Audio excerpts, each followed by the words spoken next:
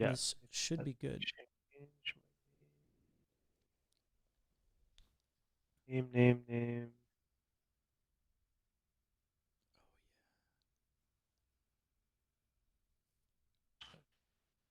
Do you need time? Pay 1 advance minute. bonus in his.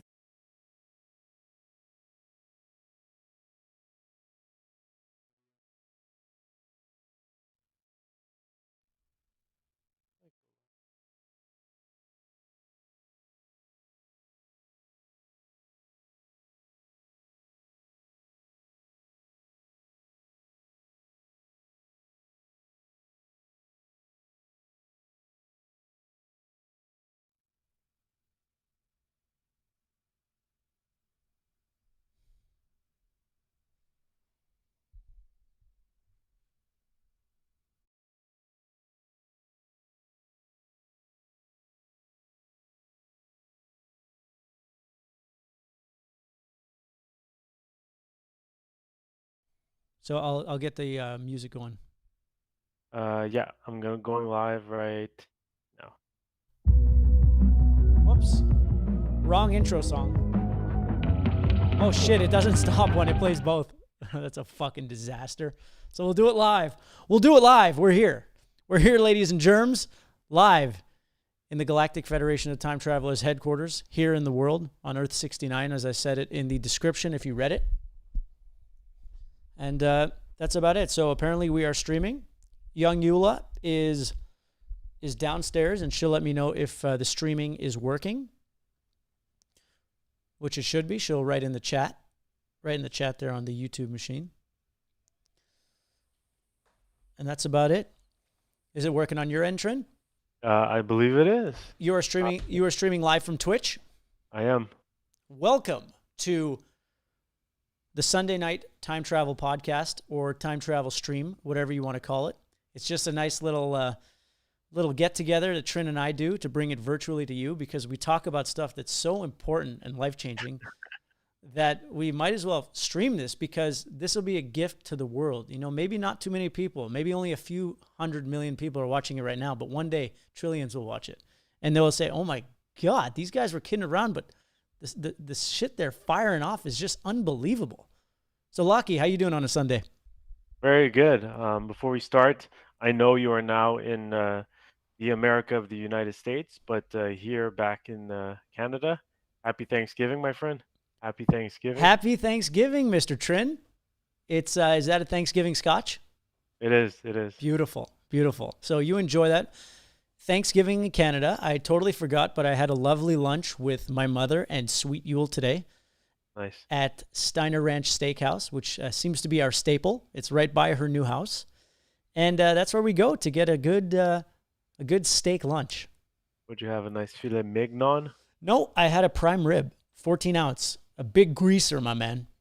Prime rib on a Sunday. Is there nothing better?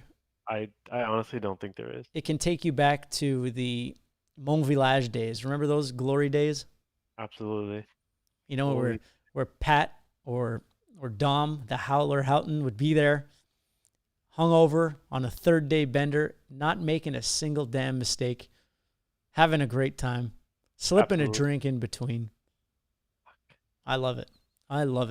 So thank you, Sweet Yule, for confirming that we are live, and it is working. Sound quality good? Too low, too loud? Sounds really good. Yeah, sounds really good. Yeah. How does it look? Because I brought my new camera. Or not my new camera, my podcast camera. It looks good. It looks good on I'm Twitch? On YouTube right now. It looks really good. Yeah. Oh, look who's here. Look who's here. Drive with Dre, the guy with the new Cavalier King Charles dog named Young Lando. What a beast. He needs to join us on the stream. Like, if we want, we can bring him in here. If you'd like. He said next week. I know he said next week, but if he wants to be in this week, there's a total possibility. I can fit it in here. It's going to say TRINCEPTION, not Drive with Dre, but hey, it's okay. The invite is open, but as Eli would say, it's an invitation, not an obligation. Right, my man Locke? So Trin, tell me, how was your week? What went on in the world, in your part of the world? What's going on? Just busy week. Honestly, just going on. I know. I think it was like a short week because anytime it's like Thanksgiving, it's like long weekend, and since I'm managing like multiple businesses, it kind of acts as a short week. But all in all, very very good. Okay. All Yeah. right. Trey said it ain't happening this week. Hey, that's totally fine. That's totally fine. We're going to make him a nice screen so he can pop in next week. It'll be beautiful. So yeah, Trin, you said last week that you hit kind of a lull on the Saturday, I believe. It was a Yes. dark salmon. Yeah. You had a couple glasses of vino, you went to sleep, and you woke up with a new purpose, with a new mission. Yeah, or just kind of reminder. I think everybody, once in a while, at least for me and for us, the time travelers, you always ask the first question, which is like, what is my purpose? Why are we here? And then once it's all aligned, we're good. Perfect. Yeah, I ask myself that at least every 60 minutes. Yeah. What is my purpose? What is my purpose? And I guess that's a question you ask when you have freedom, Yes. right? Like too much freedom, you tend to ask yourself these questions because you're not on the clock, right? You work at your own leisure, and Yeah. and you have to figure out and be very clear about what it is you want to accomplish. Like I'm streaming right now, and Mhm. is streaming right now at the moment the thing that will bring me the most amount of money for my time? Absolutely not. At least not in the short term. But I heard Lord Rogan say something that as soon as he had fuck you money, which he Yeah. got from Fear Factor, Yeah. it gave him the cushion that he needed to just be able to really do whatever he wanted. So he was doing the podcast, he was doing his comedy, he wasn't worried about making the income. So he was just doing things he truly enjoyed. And it gave me a good reminder because I'm in a fortunate position where I don't have to really worry about that. Mhm.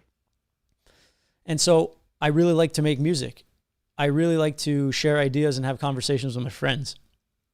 Are those really bringing me the most short-term income? Absolutely not. But I don't have to worry about income. So, Mhm. My day job, whatever the hell that is, allows me to have flexibility. And it's actually teaching me how I can actually take my music to the next level and the comic world that I want to develop, that I am developing.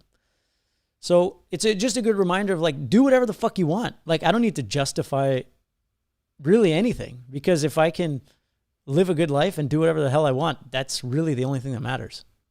Absolutely. I honestly, money or no money, you can do whatever the fuck you in a way or another.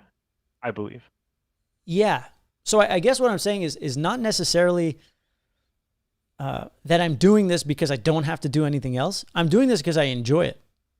Like, I would be talking to you on a Sunday anyway. And I know I can set up this stream, so why not just set up the stream?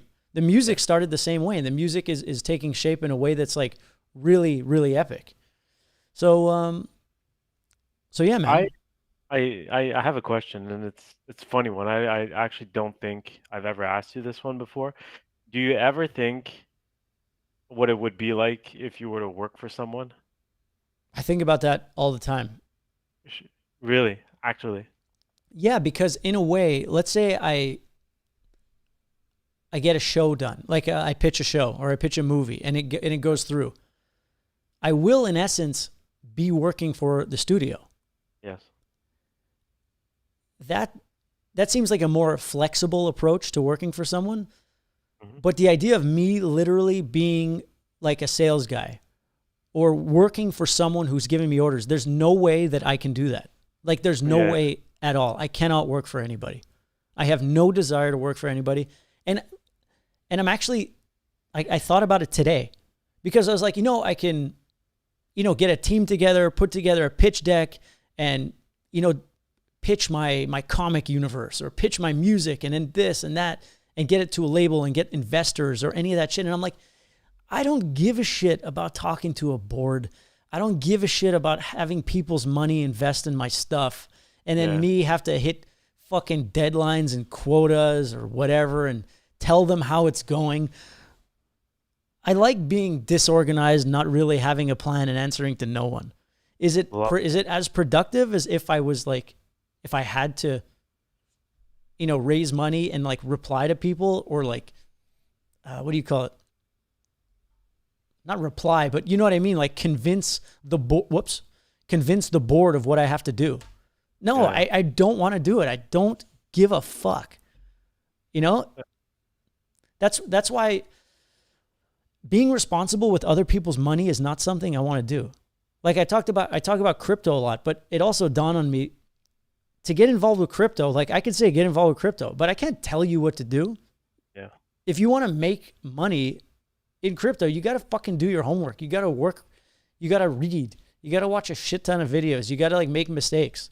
So I rather just not even talk about it. Like I'll say, yeah, that's what I'm doing. But if you want to do it, there's no like cheat sheet. Mm-hmm. You got to just do it. And it comes the same way with investors. I don't want to be responsible for people's money and their investments. It's like a burden. And sure, it would mean a lot more money and things moving a lot faster. But at the end of the day, I just don't care. It seems like it would take away all the fun. Like I don't want to have any investors. Yeah. A lot of stress. And that's the only way I really think about the possibility of me working with people or like working for someone. Yeah. I'd rather be independent. And I know it's like, it's not the most productive, efficient, fast way doing it alone. But when I'm alone too long, I do these lonely things. I rather do it alone at my own pace, and that's it. Sure. Okay, I'm gonna. And I was talking. One sec. I'm just gonna adjust my light here because it seems like it's not bright enough. Yeah, you're pretty dark, and at least on YouTube. Let's see how I can brighten things up here. Come on, remote. Just give me a sec. Is that better? Slightly. Slightly, like I'm still slightly dark. Still slightly dark on YouTube. Actually, because there's a small delay, so. Oh, it should be way brighter now. It's like the sun in here. Like I'm super bright. My background is not very bright. Yeah, no, it should be good. Okay, cool. All right, so what else were you asking? Nothing. I actually meant even worse, like a 9 to 5 job. Like, hey, MISCHO, like pays every 2 weeks, and we need your social security to start, and these how you log in your hours and shit like that. Like, not even once in like a fucking worst nightmare that you've ever had. No. Yeah. Like that would be what, like a possibility of me considering living that life? No, not even considering. It's just like, do you ever even think about that, or have thought about that ever? Sometimes I'm like, let's say everything went to shit and I lost everything and I had to go be a waiter or something. Like no hate on waiters. Like I could definitely do it. Like a 9 to 5 like that would be, if all else failed, I could just go do that. I'd have no responsibility. I'd have to show up. I'd be fucking awesome. I know I would be. But it's like I don't see a challenge. I don't see. Yeah. How about you? How are you working for someone? No, it's done. I've done that, and I had it pretty good too. But also, yeah, just not for me. I'd rather be in control, like you said. Yeah. And not that there's anything wrong with working for someone. I did it for 15 years, which is great. You get to learn a lot of things, and yeah. Yeah, and I think if you don't have to, why would you? Mm-hmm. Right? And we always say, everyone's wired differently. Everyone's wired for different skills. Mm-hmm. And I've always been an independent thinker. In my professional career, a lot of the time was spent convincing people of very simple logic, and that was half the job. So right off the table, if I could just work with 100% less people, I'd be better off, because that was a lot of my work, is convincing people. And it's like, fuck that. That's a waste of my time. That's literally what CEOs do. Yes, that's what CEOs do. That's what marketing is. The more I learn about propaganda, the more like how governments indoctrinate their people to get them to do what they want. the more I see it, like that's how a good business runs. That's how a good company markets. They indoctrinate the people to believe whatever it is, whether it's the people who are buying their products or the people inside the corporation. It's just all brainwashing propaganda, buzzwords that people can repeat at the family barbecue. You know, it always comes back to the family barbecue. That infamous family barbecue. Yeah. I think everyone's different. Everyone's got a different set of skills. Just do what makes sense for you. That's literally the best advice. Do what makes sense for you. Yeah. And I have a lot of ideas of like what's going on in the world. Mhm. I have a lot of like opinions and thoughts. I have absolutely zero proof of any of it. And I'm aware of that. So the only thing that really interests me is to tell stories that are a metaphor for my current beliefs.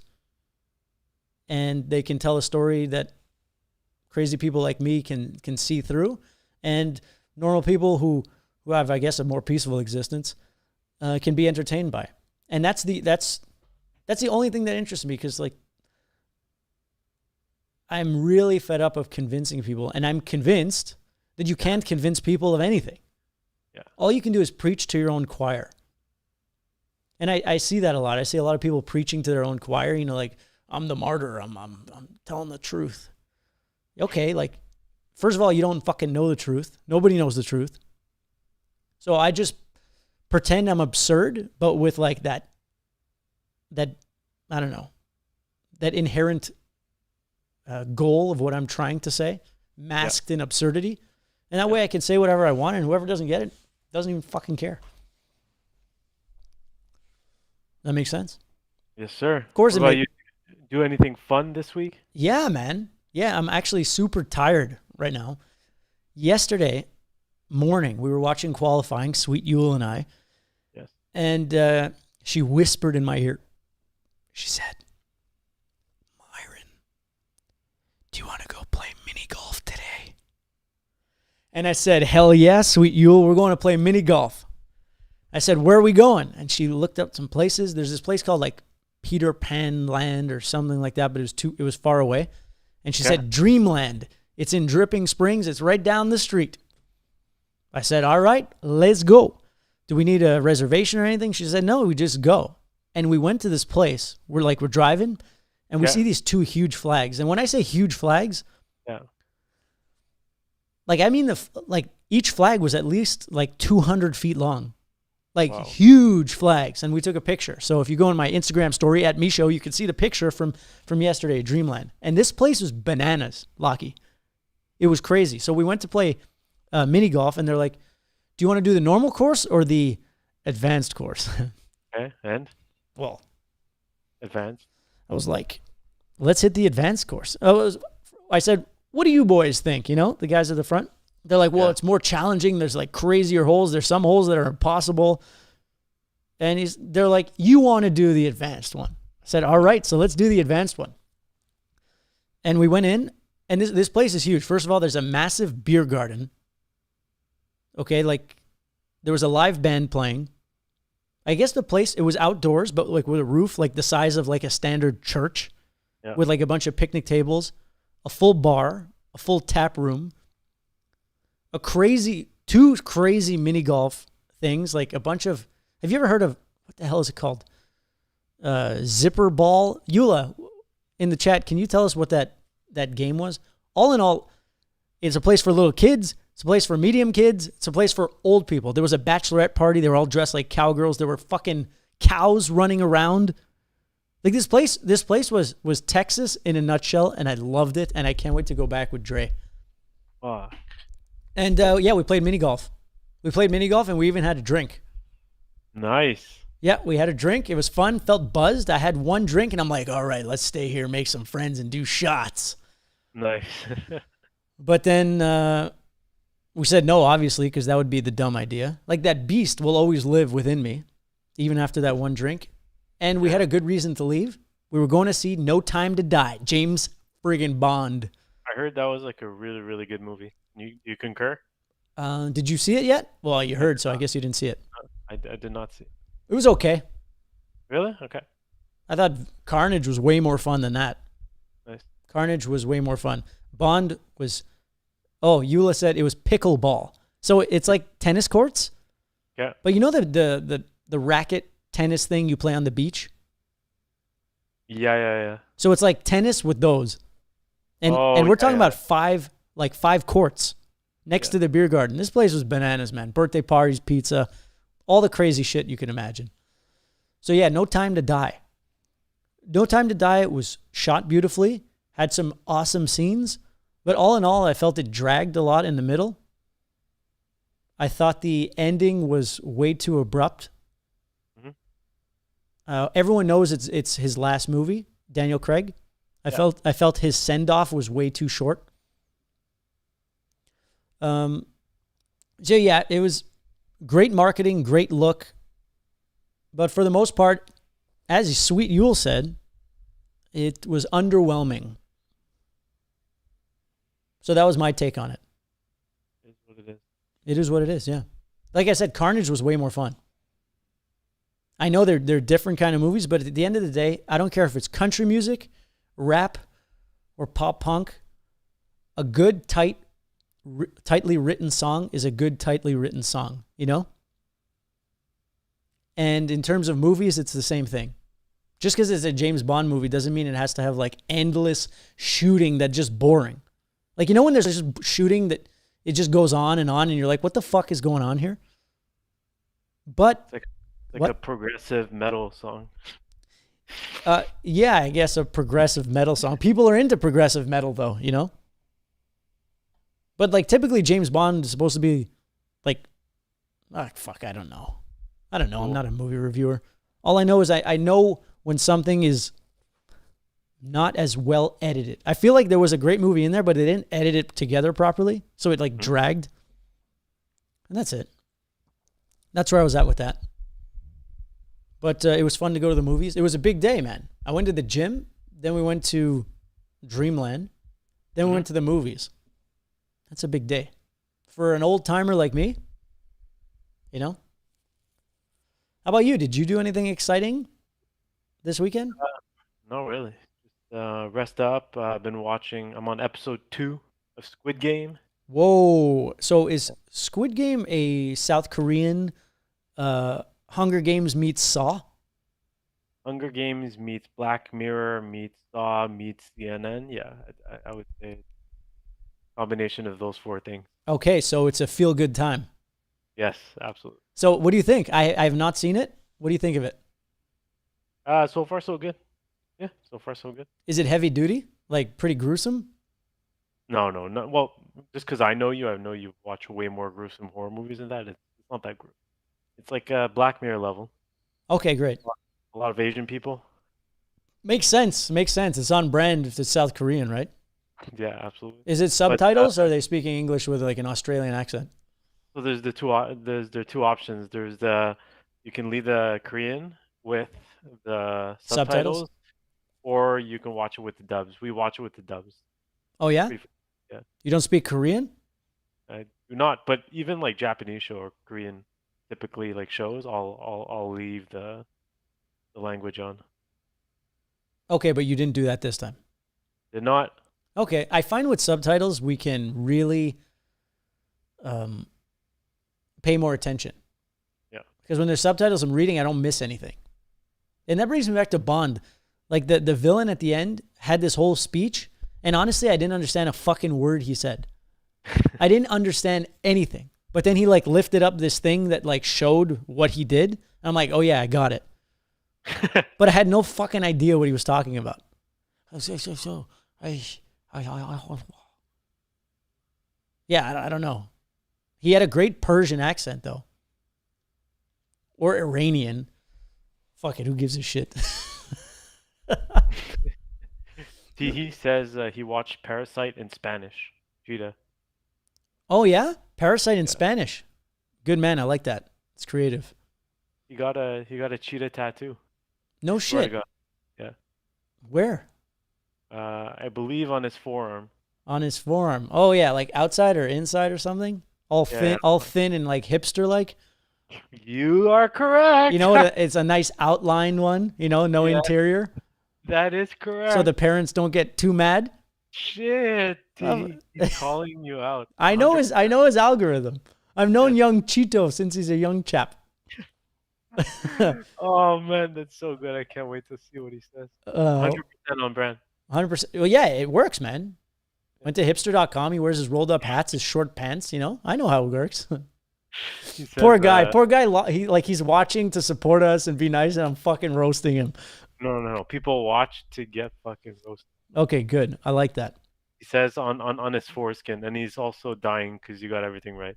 Okay, great. Excellent. I'm good at this game. And being savage and not being savage. If you are intrinsically savage, be savage. We watched the race this morning with Lewis Hamilton, and Lewis Hamilton got super pissed because his team called him into the pits. He said, no, I'm staying out. We don't have to change, blah, blah, blah. And then later on, he did pit, and it turned out to be the wrong call. Mm-hmm. And it was so fun to hear Lewis pissed. Like, I think why Lewis Hamilton rubs people the wrong way is that he's an absolute savage. The way he drives, the way he is as a competitor, he has killer instinct. He's a fucking beast. I feel like he has Michael Jordan DNA. But he's trying to act, or Kobe DNA. But I feel like Lewis tries to act politically correct, or he tries to act conscious or above it all. And I can resonate because I fall into that trap too, I guess. But it's just watching Lewis unleash is what I want to see. Yeah. And if I can troll and talk shit live, I'm going to do it. Because you know what? That's what I am. That's what the world needs. That's what the world needs. You're always saying, what are you afraid of? I'm not afraid of anything, but at this point, I kind of know what you mean though. I hold myself, sometimes I hold myself back, or I have this idea and I'm like, well, I don't know, science doesn't approve or get it yet. And fuck that. If it works, it works. Fucking shredded, fucking healthy. I make good moves. Fuck it. It's working. Did you Proof is in watch the pudding. fight yesterday? No, I didn't even know there was a fight. Oh shit, it was a good fight. I didn't know there was a fight until I saw a post on Instagram. This big beast of a guy looked like he won. He looked like a fucking caveman. Yeah. So tell me about the fight, Lockie. Who'd you watch it with? What was it about? Were there big stakes? Yeah, there was huge stakes. So the first fight essentially ended in a draw. So the black guy knocked that big guy the first fight, and he got up like the Undertaker, and then it ended in a draw. And then Wait. they wanted to see a second fight. And the second fight, the big white guy beat the shit out of the black guy. Hey, whoa, sorry, my light. And then essentially, Was this the third fight? yeah, this was the third fight, and didn't disappoint. So they both knocked each other out twice in the fight, and then the last knockout was gonna win. And then So what are Tyson- their names? Deontay Wilder, he's the darker looking guy, and Tyson Fury, who's the big caveman. The darker looking guy, as in he's the black guy? Absolutely. Okay, he's darker looking than the white guy? That makes sense. I like that. Yeah. Okay, so who won? Sorry, The cave guy. I think my light is on the fritz. Are you afraid of the dark? Okay. Oh yeah. So the big caveman won. Yeah, I saw that. Yeah. And so it was the third round of this battle royale. That's what it was. Where'd the fight take place? I believe fight capital of the world, Las Vegas. Las Vegas, Nevada. Oh, so Tyson Fury won the fight, and 2 hours later, he was in a club without a shirt, DJing right next to Steve Aoki, and just fucking partying it up as if he just didn't fight like 12 rounds. Hell yes. Good for him, man. That's a big win. And partying with Steve Aoki, I love that. That's amazing. Okay, so it was a big fight. I'm kind of a bandwagoner fight guy. Like if there's a Logan Paul fight or a McGregor fight, I'm all in. But anyone else, I have no fucking clue what's going on. Yeah. That's how I am. I'm like a Diet Pepsi of fight guys. But that's it. All right. So what's the overall sentiment this week? How's How's the Montreal vibe? Same old, hasn't changed. I think they're gonna put more vaccine passport stuff. Uh, Last week was a nice week in terms of like it's supposed to be fall, it's supposed to be cold, but it was like summery. So L'été indien, that's what it was. like Joe Dassein's classic hit. Absolutely. Beautiful. So that's nice. How are the boys at Cordova? Good. I actually they have gals now at Cordova. They have gals. Yep. Well, that's fun. Yeah. That's a nice change. Even though Yeah. we love the crew over there. Absolutely. Okay. So, Trin, for next week's episode, Yeah. I wanted to do it this week, but time just flew by. I was really spending a lot of time working on the EP. Yeah. So next week, I want to have that drop-down menu on the side, like a Yes, sports yes. show. Okay, yeah. But We'll do it. we need to have some, I guess, topics to talk about. Yeah. So We what? can do it for next week. Well, yeah, but like we can make some ideas right now if you'd like. Absolutely. I also have 8 people watching me right now. So the 8 people, please type some topics in the chat. Yeah. But yeah, we What kind of topics would you like to hear about? So topics for the stream. Yeah. So what are topics that we could spend like 5 minutes on? You know, Mhm. like crypto update if you give a shit. Crypto update's great. Because crypto update's fun. Like for you as a guy who's not invested in crypto, Mhm. it interests you. Yeah, absolutely. This week was a pretty good week for crypto. Okay. Give it to me in a nutshell. Why was it a good week for crypto? Bitcoin held a pretty decent 54, 55K. Yeah. No big drops. Everything rallied up to that 55K. Well, Bitcoin to 55K. Everything looked healthy. The market cap for the entire crypto was just over 2 trillion. So 2.2, 2.3 trillion. And anytime it's over 2, like numbers are good. Everything's good. So it's been a healthy week. There's a lot of good market sentiment.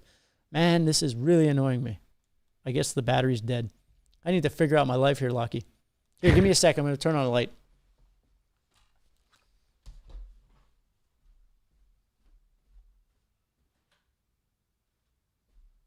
Guys,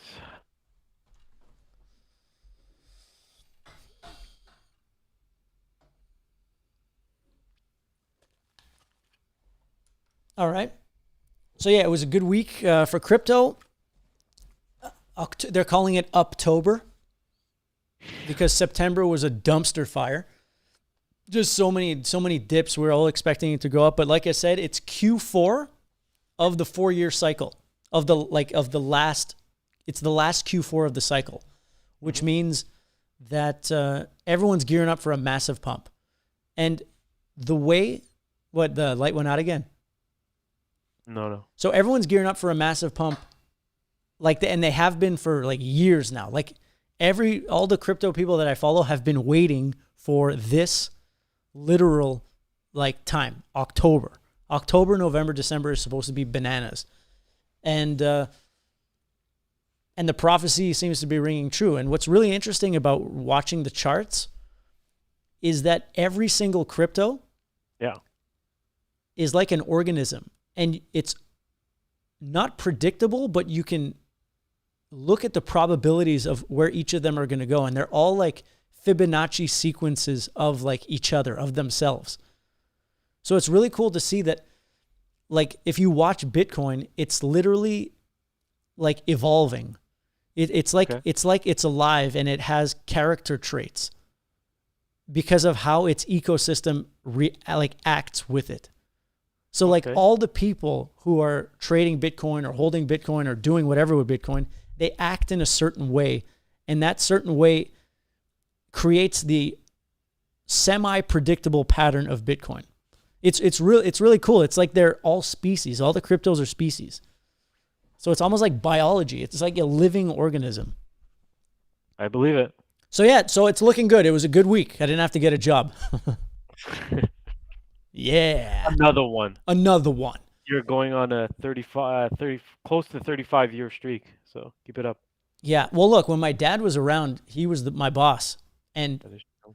he gave me the greatest gift of knowing that I never want to work for anyone because I just wasn't into it, man. He was a great man, but I didn't like being an employee at all. Actually, there were times where when I worked in the warehouse, I fucking really loved it. I loved working with the crew, people from all over the world, all different walks of life. Worked in the warehouse making machines. It was fun, but it was like, I don't know. It was easy.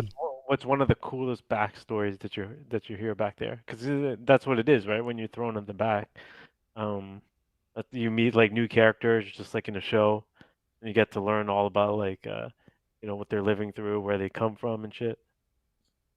Yeah. What's a cool story? There were a handful of people who like worked for my family for like 25 years. Like Alistair, for example. Yeah.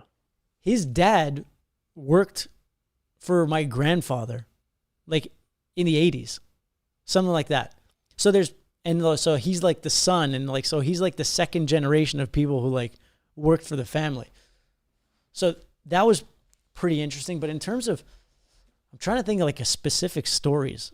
A lot of them were like drunk stories, but I don't know. I'll let it simmer. I can't really think of that at the top of my head.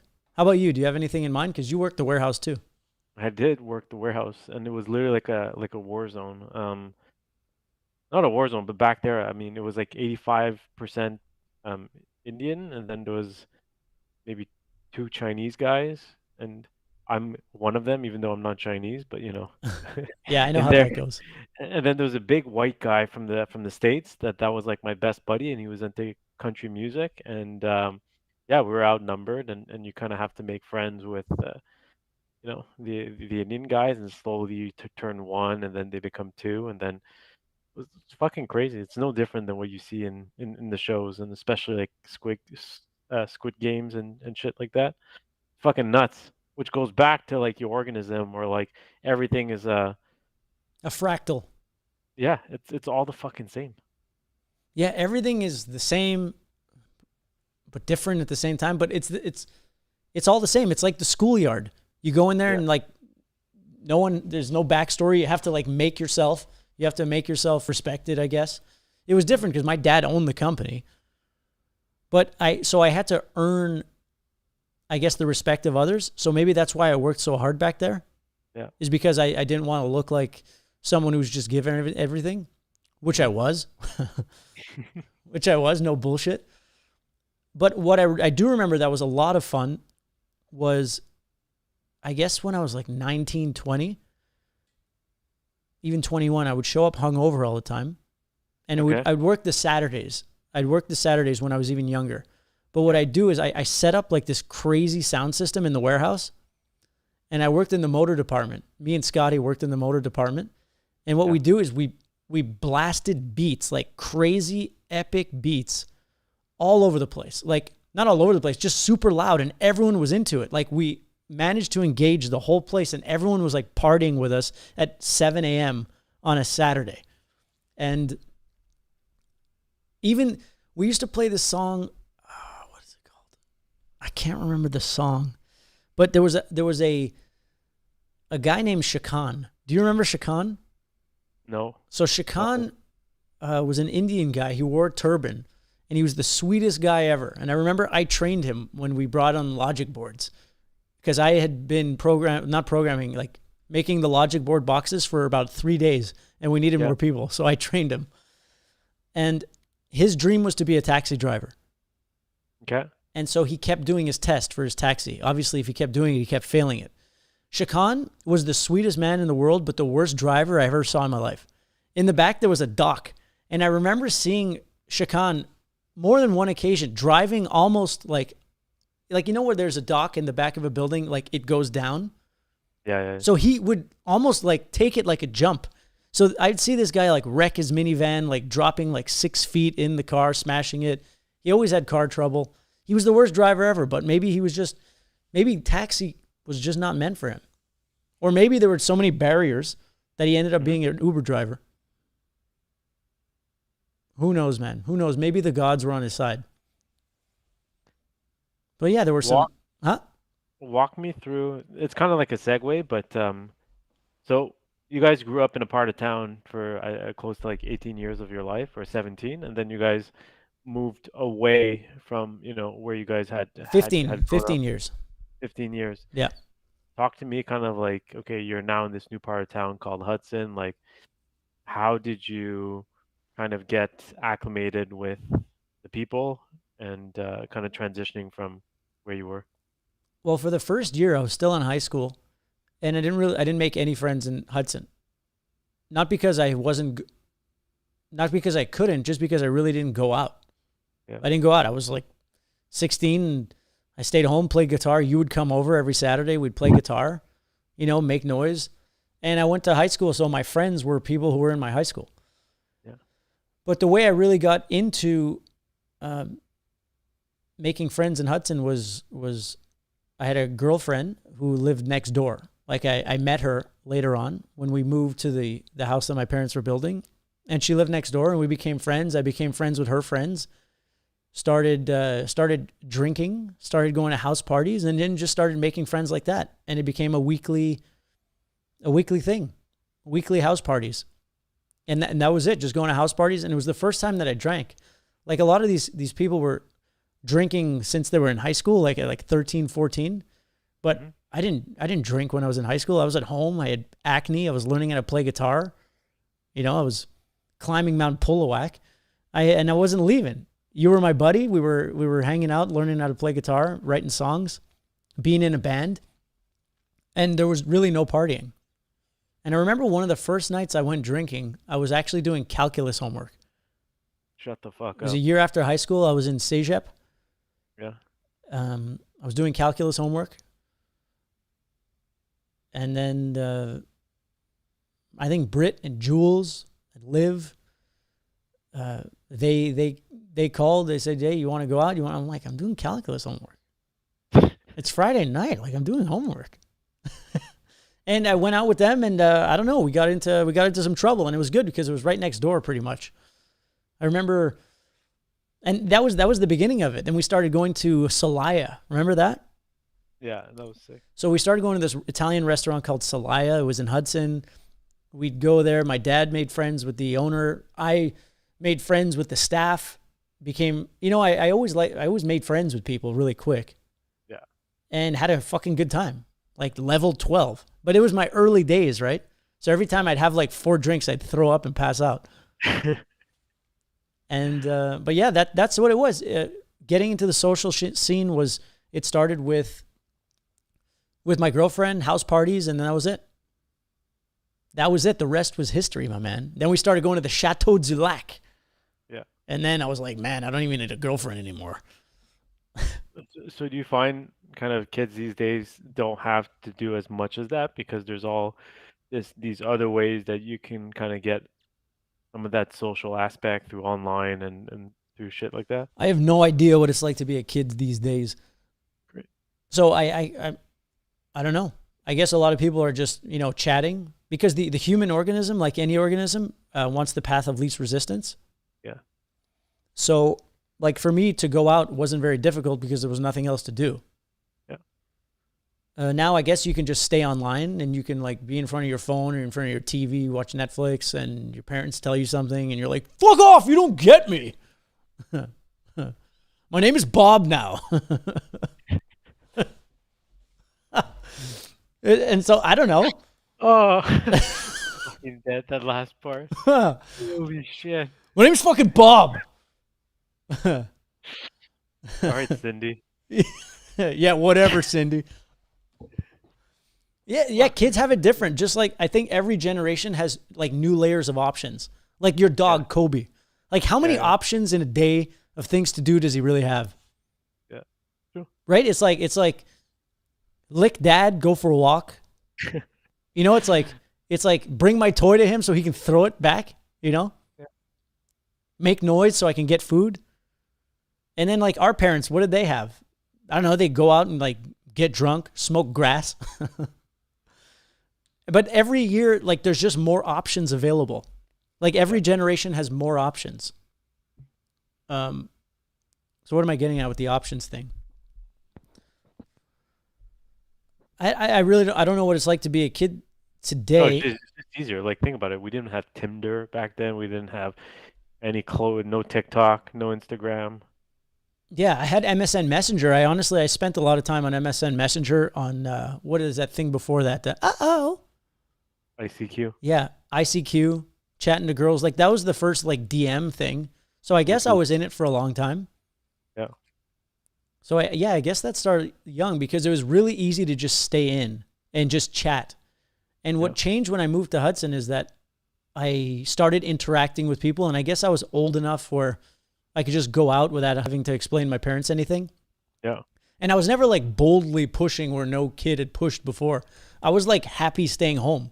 Like I had Yeah. no desire to go out. Like I wasn't one of those kids who was in high school like breaking out of the house, like sneaking out at night.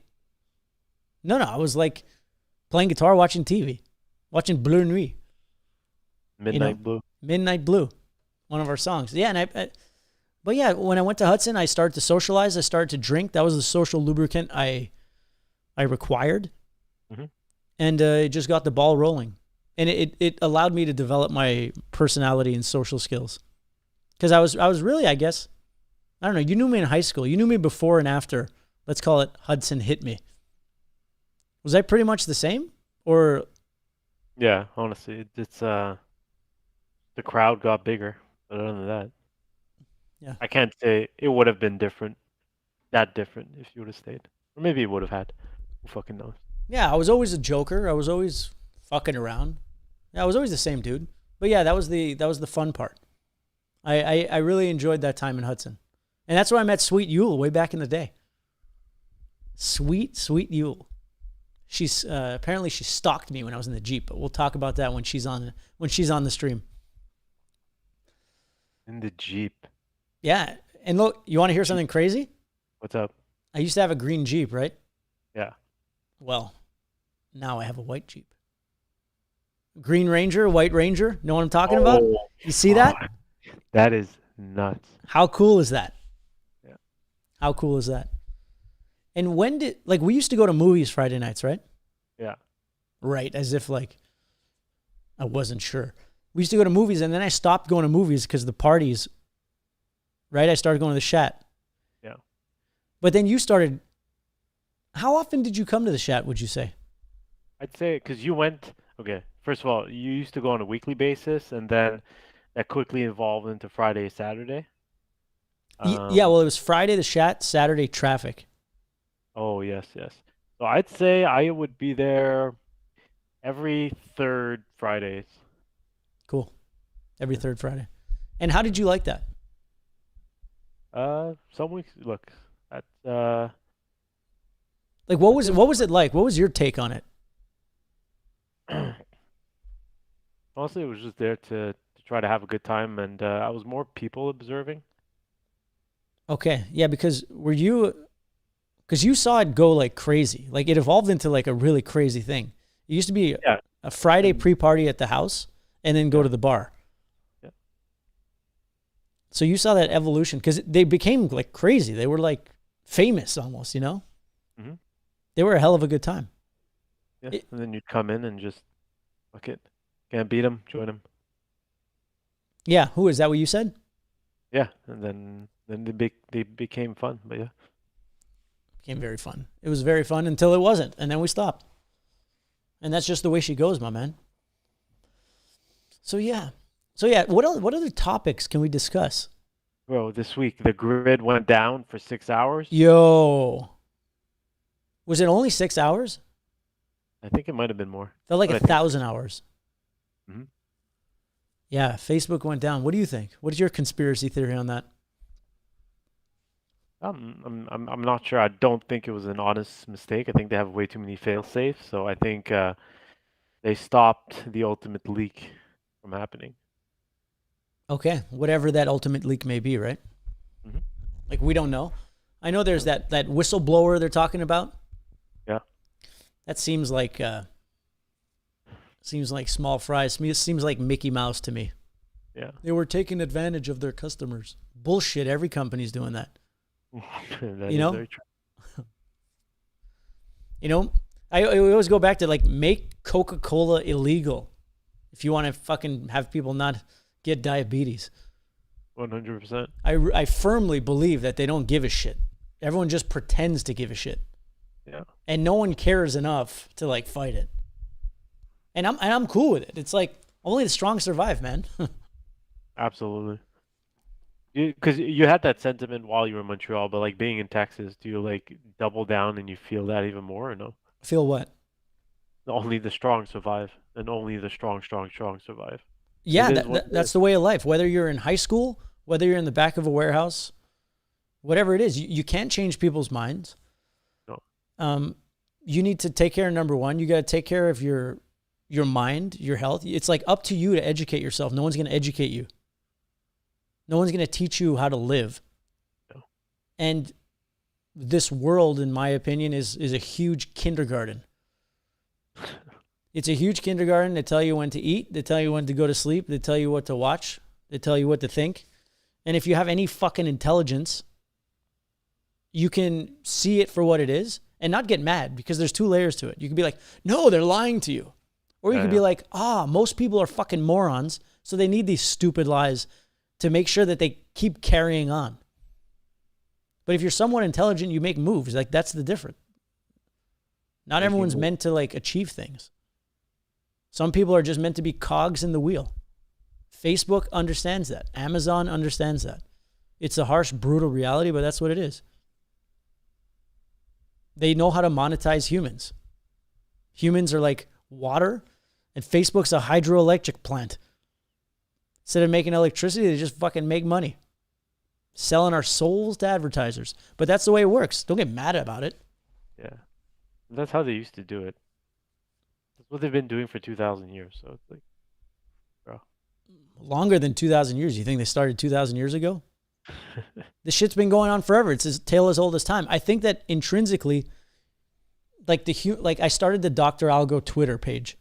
I didn't tweet anything yet, but essentially I'm going to say, like, in my brain or in my creation of Dr. Algo, he's the combination of like Zuckerberg and Elon and like all the tech people who make a shitload of money.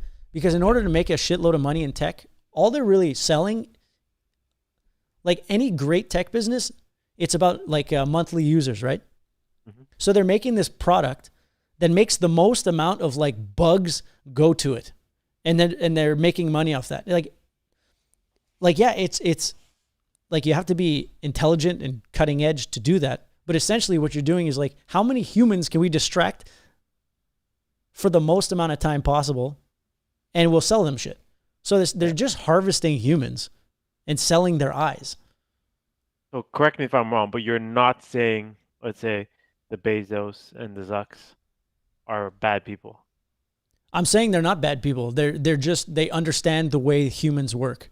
And for the most part, for what it seems to me is most or a vast majority of people just do whatever. Like they can't help themselves, so they get taken advantage of. Like that's the way nature works. If you don't want to get taken advantage of, I don't even know if you can if you're not wired that way. So they're just so what were you gonna say? No, so I was gonna say, so where does that leave you? Because there's this theory that only the strong survive, and then the Zucks and Elon, they're not bad people because that's the way the world works. Where does that leave you? It leaves me where I'm too fucking lazy to start a business that takes advantage of people. Yeah. And I'm not saying it in a bad way. But what really interests me to take up my time is creating characters like Dr. Algo. Yeah. That his Twitter handle says supervillain. Okay? It says supervillain from 2137. Yeah. I'm here to enslave humanity and destroy the GFTT. So the GFTT is my light side. Yeah. And Dr. Algo is my dark side. And Dr. Algo, all he really does, like the plan with Dr. Algo is to help build the GFTT with like negative marketing. So Dr. Algo is meant to just talk shit about the human race. Like humans are born slaves. Like literally say shit like that. Oh, sorry, I was just reading Pavel. Pavel, what up, brother? Thanks for being here. Like, I'm going to make Dr. Algo say shit that makes him hateable, but the whole joke about Dr. Algo is he's telling the truth. Like, that's the entire thing. Everyone thinks Bill Gates is evil. And you can think that he's evil. Or do you think he's just logical and he knows how to, he understands programming, right? People say, why does he have anything to do with like vaccines or health or any of that shit? He's a business guy.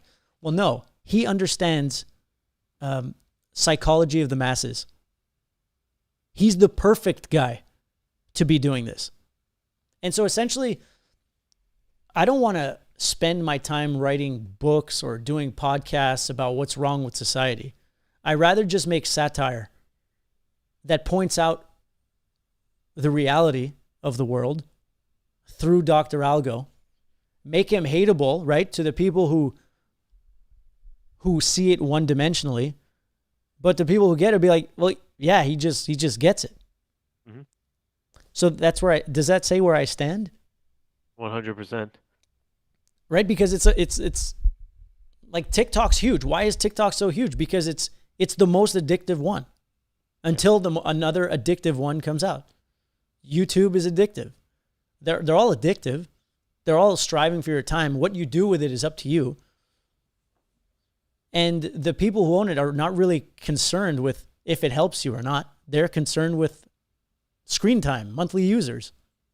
How many people are we using, you know? Yeah. And so it's just going to get more simple and more simple and more simple. Like TikTok, like, you know, it's these short videos, or it was Vine, then it was TikTok. But you see how like it's getting shorter and shorter and shorter, like the attention span. That's why, like, for example, I watched Halloween 1978. Is that the new one? No, it was the original. Okay, got it. The original one, that $300K budget, made like 60 million.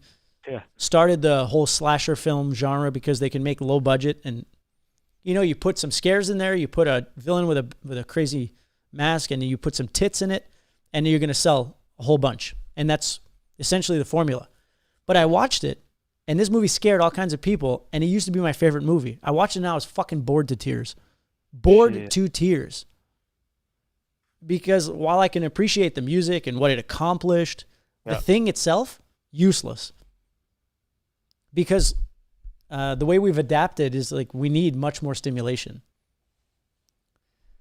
And so the tech wizards, what did Bezos do really well? He made it easy for you to buy stuff and get it as soon as possible. Like he didn't do anything crazier than that. Mm-hmm. All the mechanics that go into like the logistics and supply chain and all that stuff, yeah, that takes experts. But essentially what he do is he just made buying shit really easy. Like, why would I go to a store? I don't go to a store to buy anything. Well, if I'm driving home and I'm feeling naughty, I'll stop and pick up some snacks. Or I'll Uber Eats it. But like what any good business is doing is just reducing the amount of time it takes from you to get to the thing that you want in as short a time as possible. Where am I going with that? Yeah. Facebook, TikTok, like TikTok's like fucking cancer. Not TikTok, Snapchat, the Snapchat feed. Yeah. Like they make tons of money selling like a bunch of bullshit ad space, but it, like at the end of the day, it doesn't matter. At the end of the day, what matters is that you can do it, is that you can treat humans like a resource and milk them. And that's what Dr. Algo is just... Like all my conspiracies, or not conspiracies because it's logic, that's my vessel. And what my plan in terms of marketing is, it's anti-marketing. Because hopefully I can say enough bad shit with Dr. Algo that it gets some action, which will inevitably convert it to the GFTT and that world. Because the GFTT is the world of you can be whatever you want to be. If you take control of your organism, you know, if you learn about your subconscious mind and conscious mind and how they interact with each other, you know, if you fast, if you eat well, if you become an accountant of the things you do in your life with your food and your business and all this, right? Like what you can achieve if you plan and grow. Yeah. So that's the GFTT side. That's the Galactic Federation of Time Travelers. Yeah. But the Dr. Algo represents the reptilian brain. He represents, what if you just don't give a fuck about anything? I'm going to take advantage. And that's what business is. Dr. Algo isn't a bad guy. No, the whole thing is Dr. Algo is just very practical. He's just very practical. Like apparently in the Matrix, like the humans are the parasite and the machine is actually the good guy. It's the same thing, but I don't have to spoon feed it. That's the beauty of art, is people can like take it for what it's worth. 100%. So what are you drinking, my man? Oh, some Macallan. Oh, Macallan. What year? I think they. Oh yeah, no, they used to be colors. I think it's a 15 or something. I don't. Whoa. Oh bullshit. What do you mean they used to be colors? They were numbers, then colors when they ran out of the numbers. See, Scotch expert over here. No, man. That is very true. Yeah, it always numbers, like Macallan 18. That was like. Yeah, no, never mind. So it's not a number. It's a gold. Okay, cool. Gold. I guess that's good, right? Gold is associated with whatever. Whatever. So yeah, so Dr. Algo is I just like had another thing. It's like, since the 50s or maybe 60s or 70s, like the vegetarian vegan movement started, like don't eat animals, don't do this, don't do that. Yeah. And so I'm going to take my conspiracy where it's like, if we can make people believe, like through watching Disney movies and Animal Planet and all that shit, that like animals are like really good and sweet and all this stuff, and then teach them that it's bad to eat animals, people won't eat animals anymore going forward. But to me, in my understanding of like the microbiome, the mind-gut connection, all that shit, Dr. Algo is going to use that in his favor by saying, yeah, we've been indoctrinating, propagandizing people to not eat meat so that every generation gets dumber and weaker and more easy to manipulate. Because if they're not getting the nutrients that their body needs, that they've needed for the last fucking million years, Yeah. they'll be easier to manipulate. And turning them less into free will people and more into the cogs that they are. Know what I'm saying? Like, that's just an idea. Doesn't mean it's true. That's why I do it through Dr. Algo. Dr. fucking Algo. Dr. Algo. Yes. Propaganda. Yeah. And I was watching a video. I don't know if I told you on the last week's stream. And by the way, we're in, so we can cut this whenever you'd like. Oh, yeah. What did you say? There's ex-KGB guy. Yeah. Was saying that what the Russians and every country spends the most time on is not like spying, James Bond style, but actually infiltrating the countries they want to weaken by corrupting the minds of the people within the country, by creating like unrest, by creating, by teaching people that, how do I explain it? He explained it so beautifully, but it's essentially what he's saying is like how people are all pissed off at America. Yeah. And they're like, oh, like I'm ashamed to be American and I'm racist and like all that bullshit. That's think of those as viruses that were planted from the outside to disrupt the balance within the nation. Every country does this to every country. And it's part of like a chaos protocol. It's like they're putting in ideas into like the education. They're like planting these Trojan horses and then creating unrest. And like it's like the Russians said 20 to 30 years is like how long it takes to implant. And they said the Chinese is doing it on a longer timeline, on a 50-year. And it's all to weaken the infrastructure and create chaos from within. And that's how they fuck up the countries. Yeah, it's the most cost efficient. Totally the most cost efficient. You make everyone battle each other from within, and then you can step right in. Yeah. And so he's like, and the way he described it was just beautiful. So would you say we're still very much at war? At war, yeah. I'd say the war doesn't end. Just like it's an arms race. Evolution is an arms race. It's a continuous one-upping. Yeah. So someone has definitely figured that out. That's why like every movie, it's never like a happy ending or a bad ending. It's just well, there's a lot of happy endings in movies, Hollywood movies. yeah, but you know how there's always like one seed that's planted to equal trilogy.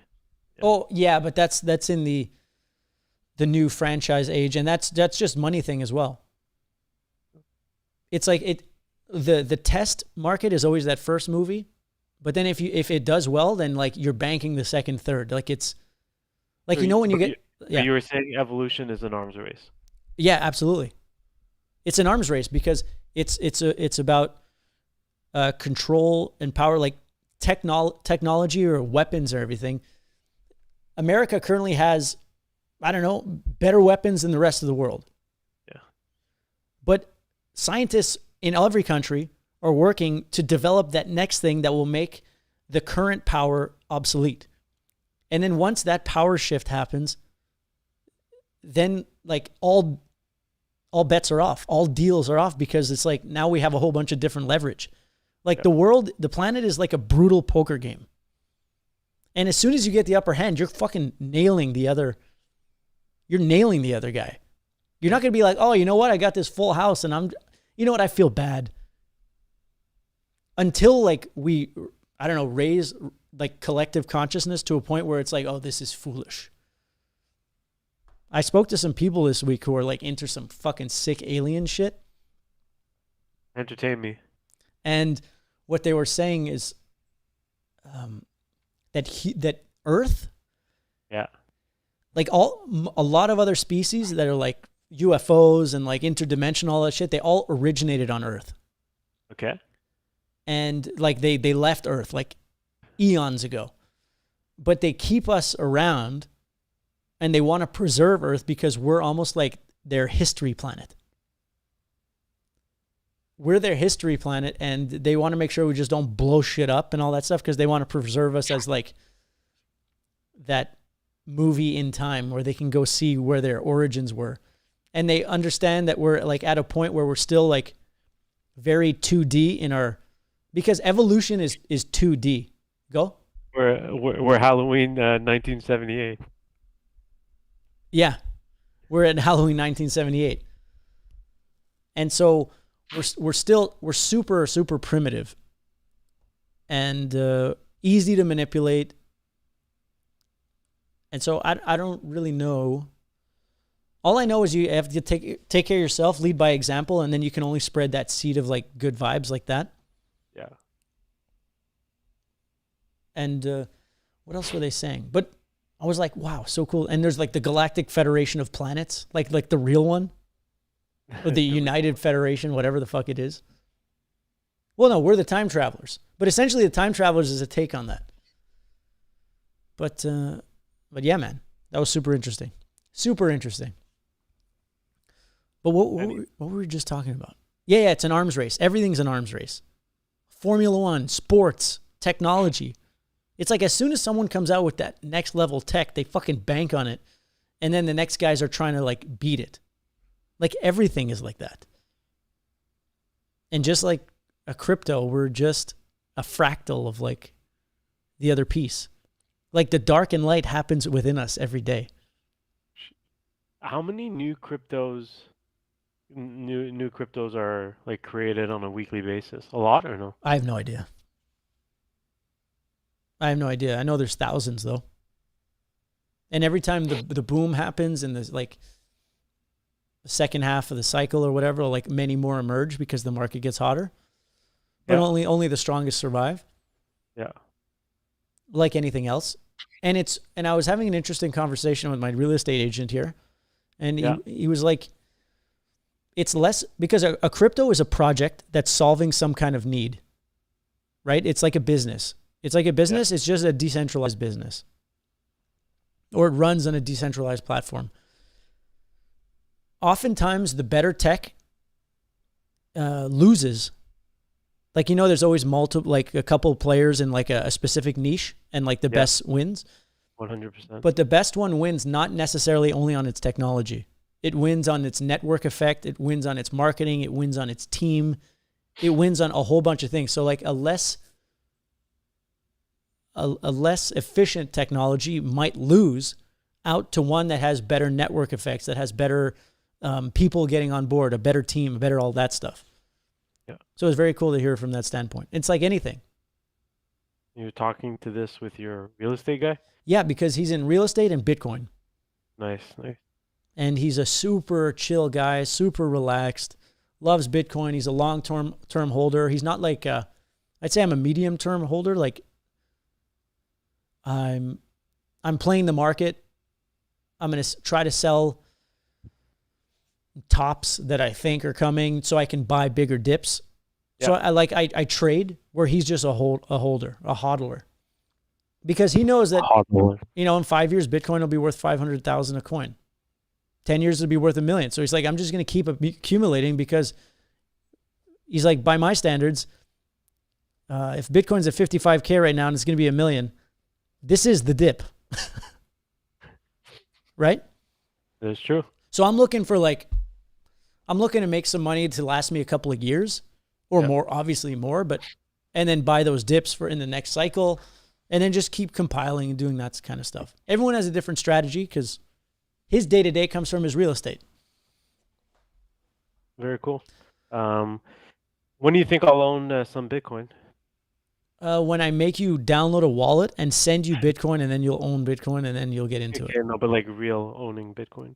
Like, when will you own Bitcoin? Yeah, if you had to guess. Within the next year, you think? Yeah. Okay. I think within the next year. Yeah, for sure. The barriers to entry will be smaller. Because you're making money. You don't have to worry about that stuff. But it's like, it's all about really how much I can convince you. No. I'm more than convinced, or else I wouldn't fucking listen to your Bitcoin stuff. I obviously see the value. Yeah, because essentially the value for me is, if you're making big money, leaving it as money in the bank, or even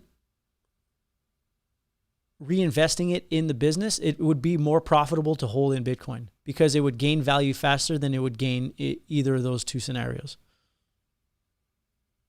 And it doesn't mean all of it. It means, like, you make money, reinvest in your business. But the other part that you don't reinvest in your business, you can literally, like, it's crazy.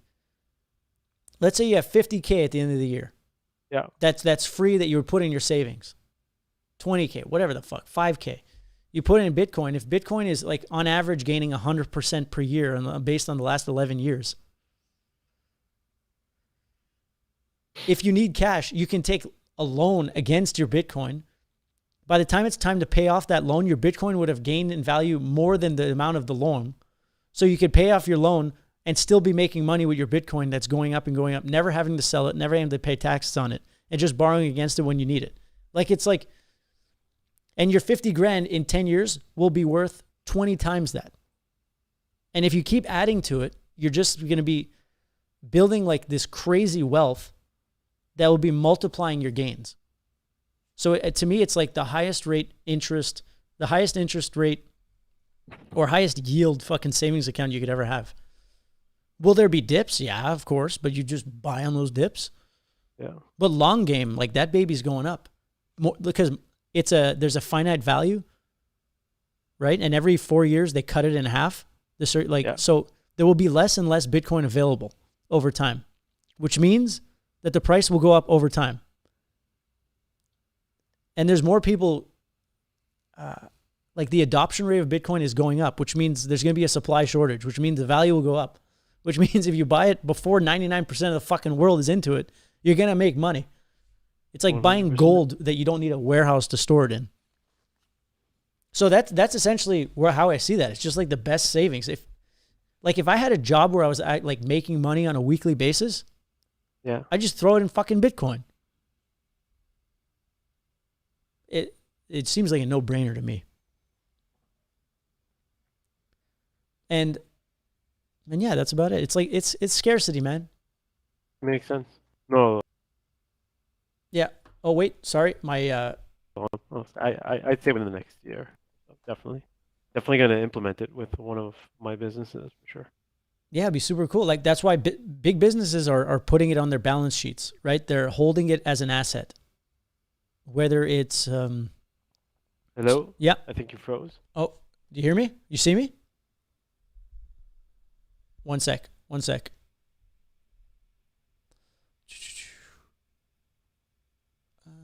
Lucky. Just give me a sec. Do you see me? Can't No? hear you for some weird reason, unless it's me. No. One sec. Can you hear me? One sec. I'm waiting.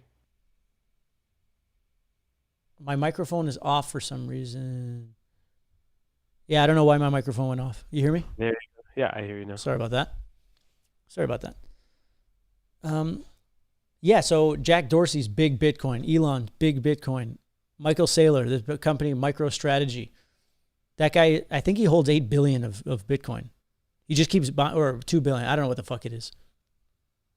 Because he had 500 million in the bank. And he's like, fuck this, I'm just going to put it in Bitcoin. So all these big players are putting in Bitcoin because they know what's coming and they know where the future is. And yeah, it's not that complicated. It's a scarce resource. Did you buy and sell this week at all or no? I sold a little bit. I sold like 2%. Just because when there's a good week, I sell a little. Just to secure. So I can it's called taking profits. Because let's say it's like a really good week now, but you never know. Like the short game is volatile, the long game is good. So in the short game, because I'm making my living off of this, I need to ensure steady income. And pay down like my initial investment. Like I want that initial investment back. Yeah. So I can let the moon bags fly. And so yeah, that's what I did. Just like I said, 2%, 2-3% on the good weeks, so that it gives me the opportunities. Like, so I'm accumulating whenever it's a green day. Yeah. I can sell a little so that when there's big red days that come out of nowhere because of some fake news, I can buy dips. Because I learned the hard way when I was just like fully in. When there's a bad day, there's no fucking money in the exchange. I have to like send it in. And as you know me, I go balls deep. so I Why do you think that is? What? That you're like a balls deep guy. I don't know. I think it's my code. I think I'm just wired like that. Like I still track my calories. I still work out. I still do that shit, but I still binge eat. Like I don't binge drink anymore, but I binge eat once in a while. But then I fast and I eat clean and I do all that stuff. I just like to, as Dave Rose would say, I like to fly close to the sun. And I don't know, that's intrinsically in me. I think that's an entrepreneur thing. Yeah. My brother has it as well. My dad had it.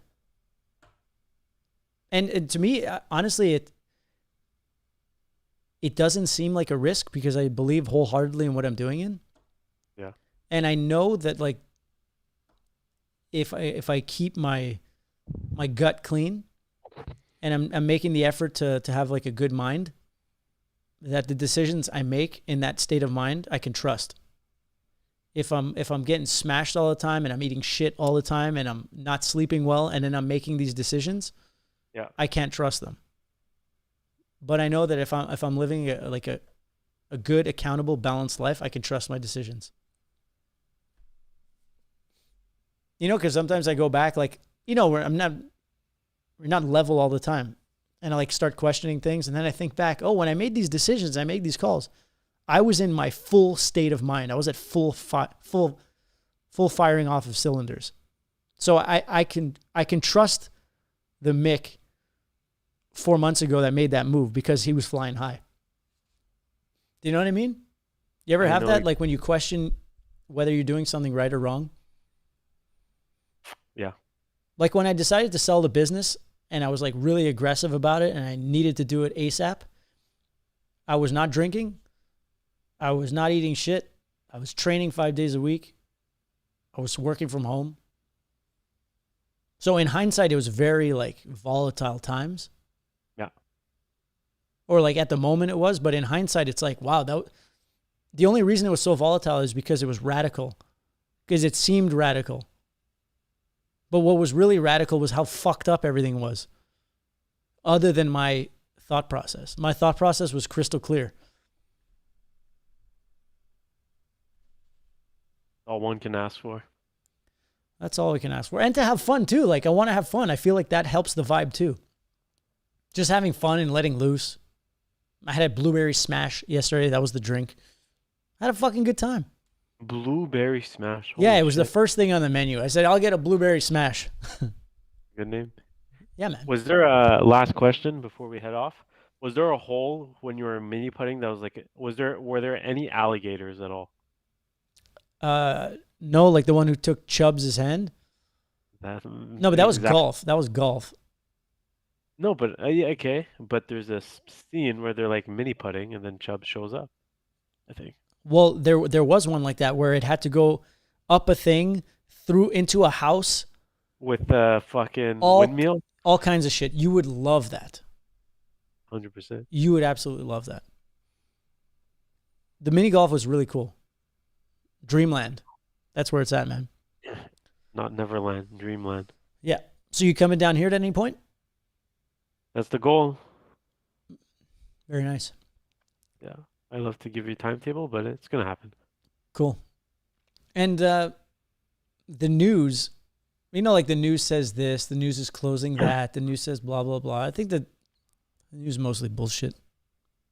I think it's just meant to scare you. Yeah. Yeah, the news says you cannot board a plane unless you're vaccinated or under 12. At the same time? No, man, you really just do whatever you want. I think the news just wants to dissuade the masses from doing things. The amount of manpower it takes to actually implement these fucking insane things is insane. Mm-hmm. Who the fuck's going to do this stuff? Who's checking? You do what you got to do. You know, you needed a degree, right, my friend? I did. And you got a degree. That's all I'm going to say. 100%. That's all I'm going to say. You do what you got to do. The result is all that matters. Right? 100%. Yeah. Every man, woman, and child can take their own road. Remember that, fellow time travelers. That's great advice. There is not one way to skin a donkey. There are many ways to skin a donkey. 100%. And my man Lockie invented it. He invented all the ways. So it's a bright, beautiful world out there, fellow time travelers. Don't let anyone let you down or get you down. You can literally do whatever you want. And if you think you can't, you're doing it wrong. Because you can do whatever the fuck you want. You can do whatever you want.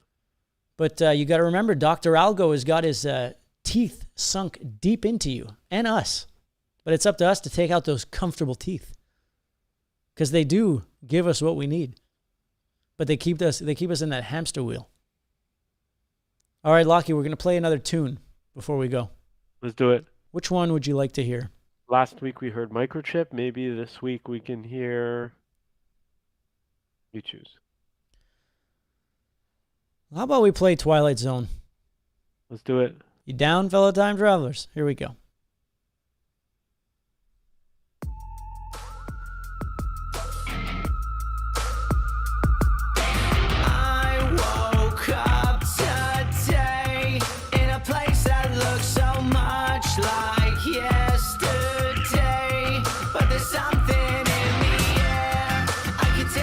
Oh, this is sick shredder. What's that? There's a nice solo on this one, huh? Yeah.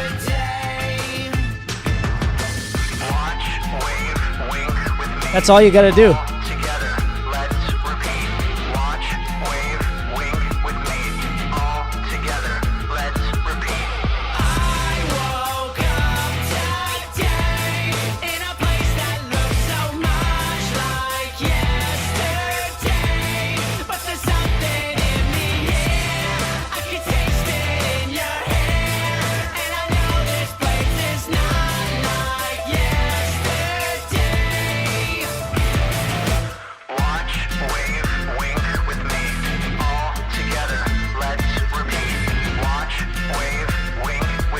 Lockie, I need you to learn this.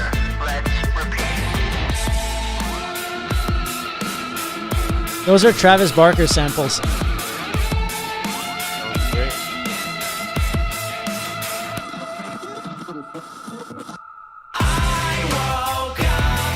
Oh shit, try and turn it off. There we go. So the microchip EP is coming out, I believe, at the end of next week. So let me. Holy shit. So by next podcast, It should be out. I'm deciding tomorrow whether it's tomorrow or a little closer to Halloween. Like if it's next week or a little closer to Halloween. Because Twilight Zone, microchip, like the cover, it all makes sense. You know.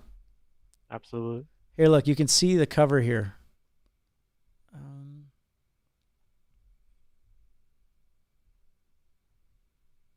How do I zoom in on that? Is there a way? There should be a way. There's always a way. I guess not, huh? Nope.